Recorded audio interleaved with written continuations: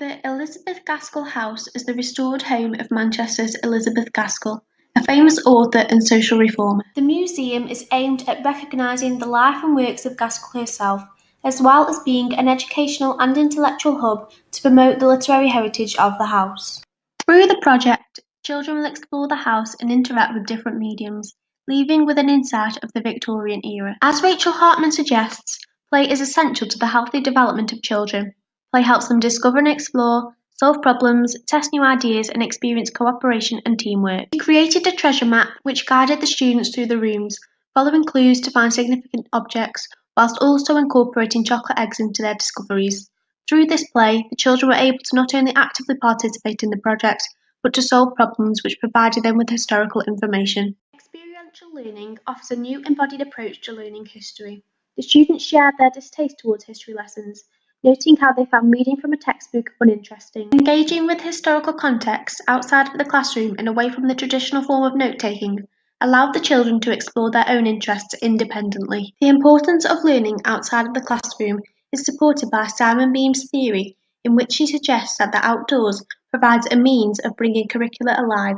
It helps students understand our environment and it encourages physical activity. He terms experiential learning as the idea of learning through experiences, implying that children learn better when working in an environment where they can feel items and hear sounds. The form of the treasure hunt encouraged the children to follow clues which would compel them to interact with the house, ringing bells and discovering items which reflected the historical context. The house embodies experiential learning as it is constructed through the idea of history coming to life. Through role-play and dress-up, the children actively brought their learning to life, imagining the roles that they would have played during the 1800s.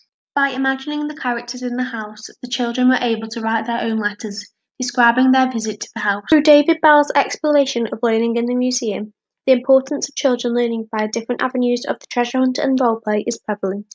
He suggests that museums offer learning through engaging media and can provide insights into other cultures. Children in this way are no longer secluded to the traditional form of teaching and instead are encouraged to use hands-on art activities to provide effective learning media. He also created an activity pack which the children could take home to reflect on their findings, including a word search to continue the importance of play. The aesthetic medium of the museum provides both an insightful and a hands-on approach to learning, disrupting the usual educational dynamics. Treasure Hunt through the museum emphasises the success of learning outside of the classroom and recognises the importance of playful learning to transition children into their adulthood.